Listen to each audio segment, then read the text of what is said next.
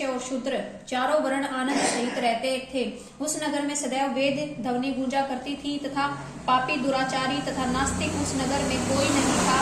उस नगर में चैत्ररथ नाम का चंद्रवंशी राजा राज्य करता था।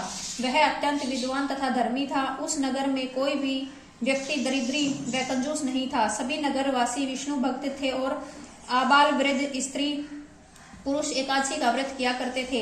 एक समय फाल्गुन मास के शुक्ल पक्ष की अमल की एकादशी आई। उस दिन राजा, प्रजा तथा बाल वृद्ध सब ने हर्ष पूर्वक व्रत किया। राजा अपनी प्रजा के साथ मंदिर में जाकर पूर्ण कुंभ स्थापित करके धूप दीप नैवेद्य पर पंचरत्न आदि से आंवले का पूजन करने लगे और इस प्रकार स्तुति करने लगे। हे धात्री, तुम ब्रह्म स्वरूप हो, तुम ब्रह्मा जी द्वारा उत्पन्न हुई हो और समस्त पापों को नाश करने वाली हो। तुम्हें नमस्कार है। अब तुम मेरा अर्घ्य स्वीकार करो। तुम श्री रामचंद्र जी द्वारा सम्मानित हो। मैं आपकी प्रार्थना करता हूँ, अतः आप मेरे समस्त पापों का नाश कीजिए। उस मंदिर में सबने रात्रि को जागरण किया। रात के समय वहां एक बहेलिया शिकारी आया जो अत्यंत पापी और दुराचारी था। वह अपने कुटुंब का पालन जीव हिंसा करके किया करता था।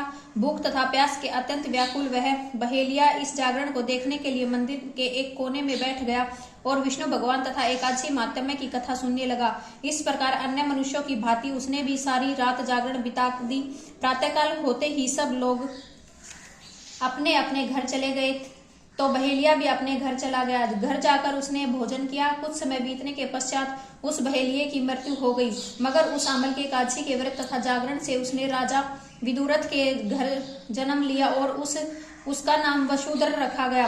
युवा होने पर वह चतुरंगिणी सेना सहित तथा धन धान्य से युक्त होकर 10,000 ग्रामों का पालन करने लगे।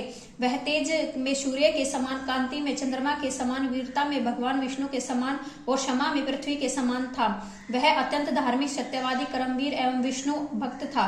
वह प्रजा का समान भाव से पालन करता था। दान देना उसका नित्य का कर्तव्य था। एक दिन राजा शिकार खेलने के लिए गया। दैव्य योग से वह मार्ग भूल गया और दिशा ज्ञान न रहने के कारण उसी वन में एक वृक्ष के नीचे सो गया। थोड़ी देर बाद पहाड़ी मलेच्छ वहां पर आ गए और राजा को अकेला देखकर मारो मारो शब्द करते हुए राजा की ओर दौड़े। मलेच्छ कहने लगे कि इसी दुष्ट राजा ने हमारे माता पिता, पुत्र पौत्र आदि अनेक संबंधियों को मारा है तथा देश से निकाल दिया है, अतः इसको अवश्य मारना चाहिए। ऐसा कहकर वे मलेच्छ उस राजा को मारने दौड़े और अनेक प्रकार के अस्त्र शस्त्र का प्रहार करने लगे, परंतु सारे अस्त्र शस्त्र राजा के शरीर पर गिरते ही नष्ट हो जाते और उनका वार पुष्प के समान प्रतीत होता। अब उन मलेच्छों के अस्त्र शस्त्र उल्टा उन्हीं पर प्रहार करने लगे, जिससे वे मूर्छित होकर गिरने लगे। उसी समय राजा के शरीर से एक दिव्य स्त्री उत्पन्न हुई। वह स्त्री अत्यंत सुंदर होते हुए भी उसकी भ्रुकुटी टेढ़ी थी। उसकी आंखों से लाल लाल अग्नि निकल रही थी, जिससे वह दूसरे काल के समान प्रतीत होती थी। वह स्त्री मलेच्छों को मारने दौड़ी और थोड़ी ही देर में उसने सब मलेच्छों को काल के गाल में पहुंचा दिया। जब राजा सोकर उठा तो उसने मलेच्छों को मारा हुआ देखकर कहा कि इन शत्रुओं को किसने मारा है? इस वन में मेरा कौन हितैषी रहता है? वह ऐसा विचार कर ही रहा था कि आकाशवाणी हुई, हे राजा, इस संसार में विष्णु भगवान के अतिरिक्त कौन तेरी सहायता कर सकता है? इस आकाशवाणी को सुनकर राजा अपने राज्य में आ गया और सुख पूर्वक राज्य करने लगा। महर्षि वशिष्ठ बोले कि हे राजन, यह अमल की एकादशी के व्रत का प्रभाव था। जो मनुष्य इस एक अमल की एकादशी का व्रत करते हैं वे प्रत्येक कार्य में सफल होते हैं और अंत में विष्णु लोक को जाते हैं। बोलो विष्णु भगवान की जय हो।